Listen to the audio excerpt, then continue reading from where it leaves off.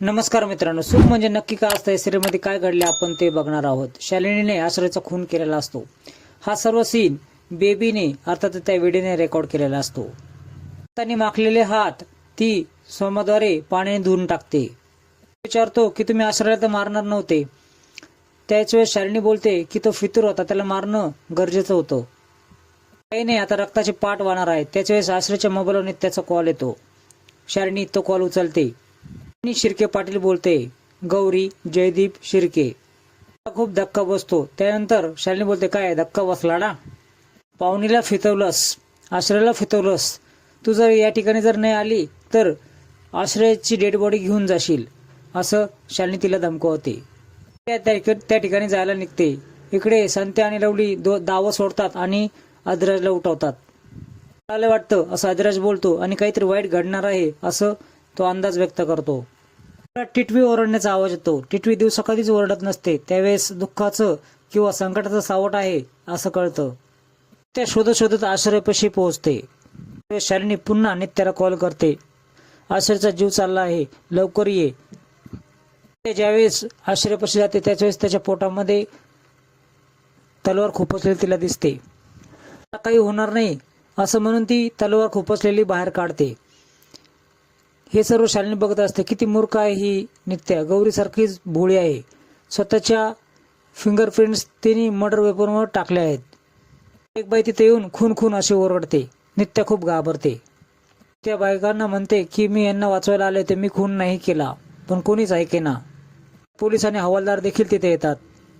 Phone आलेला खराच होता बघा, मर्डर वेपर आणि मर्डर देखील इथंच आहे. डॉक्टर तिला ताब्यामध्ये घेतात. मी काहीच केलं नाही असं ती ओरडत असते, पण कोणीच ऐकेना. ते इन्स्पेक्टर बोलतात की तुला काय बोलायचं आहे ना ते कोर्टात बोल. पुढेच तिथे शालिनी येते. माझा भाऊ होता तो, तू त्याला का मारलंस असं ती नाटकी बोलत होती. त्याचं नाटक करते, तू असं कसं करू शकतेस असं शालिनी बोलते. मारलंच ग त्याला असं ती वारंवार विचारते. देखील ओरडून बोलते, तू किती जरी ओरडली तरी खोट्याचं खरं होत नसतं.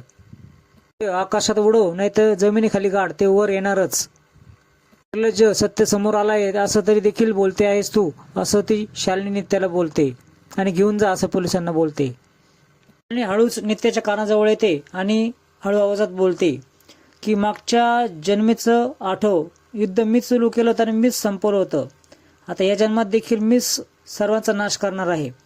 जाधव कुटुंबियाला तुझ्या बाळासकट मी संपवणार आहे.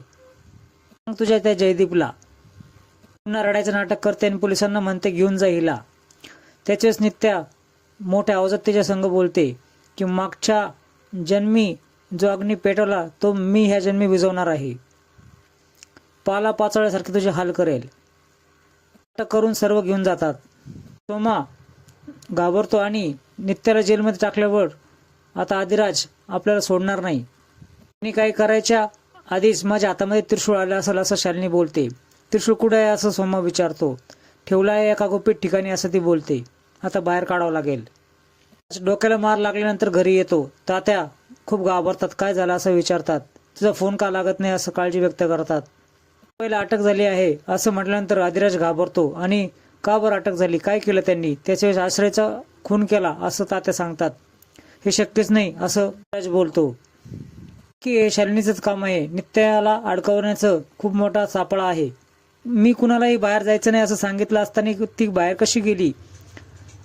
त्यावेळेस तात्या बोलतात की आम्हाला न सांगताच ती गेली. पोलीस स्टेशनलाच गेले आहे असं अधिराजला तात्या सांगतात. तेवढ्यात सावरीचा फोन येतो. सावरीला तो बोलतो सगळेजण घरी या. पोलीस नित्याला जेलमध्ये टाकतात.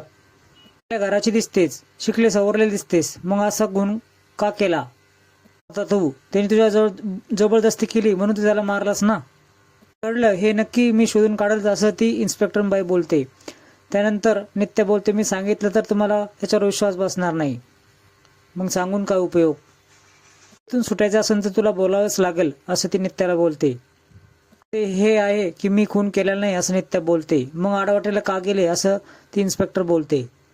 तू खून केलाच नाही हे मी तुला विचारतच नाही, तू का केला असं विचारते असं पोलीस बाई बोलते. मी प्रेग्नेंट आहे असं बोलते. चांगली संधी साधलीस, प्रेग्नेंट आहे म्हणजे तुला फाशी होणार नाही, मी कायदे कानून उकळून पिलेले आहे असं ती इन्स्पेक्टर बाई बोलते. जास्तीत जास्त शिक्षा मिळेल याचा प्रयत्न मी नेहमीच करत राहील असं ती बोलते. विमल त्यावेळेस बोलते तात्यांना की इथं कशाला आदिराजने बोलून घेतलं आहे. तेवढ्यात ईशान विमलला दुसऱ्या आवाजात बोलतो की आदिराज इथं पडला आहे, त्याच्या डोक्यातून रक्त येत आहे, रेस्ट हाऊसवर तुम्ही या. त्याला बोलते त्याच्या डोक्यातून रक्त येत आहे, आपल्याला तिकडे जावं लागेल. त्याच वेळेस नको नको काहीतरी वेगळं दिसतंय असं तात्या बोलतात. त्याच वेळेस विमल बोलते नाही आपण जाऊयात. तात्याला डाऊट येतो की तो तर सुनबाईकडे गेला आहे, मग रेस्ट हाऊसवर कसं काय गेला, त्याच्या जाब विचारायला गेला असेल असं विमल अंदाज व्यक्त करते आणि त्याला लागला असेल.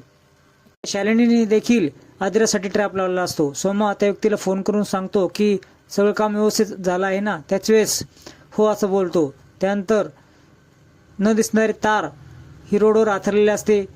तो गुंड ती तार टाईट करतो आणि आदिराज खाली पडतो, तो बेशुद्ध होतो. मित्रांनो पुढील भागामध्ये तुम्ही बघणार आहात की शालिनी आणि ईशान रेस्ट हाऊसवर असताना विमल आणि तात्या तिथे येतात. ईशान एक बटन दाबतो आणि पिंजरा त्यांच्या अवतीभोवती पडतो. पिंजऱ्यामध्ये ते दोघे अटकतात. नित्या आदिराजला उठवण्याचा प्रयत्न करते. मी सुटले आहे, उठ आता तू, आपल्याला हारून चालणार नाही असं बोलते. तर मित्रांनो असे नवीन अपडेट्स बघण्यासाठी चॅनल सबस्क्राईब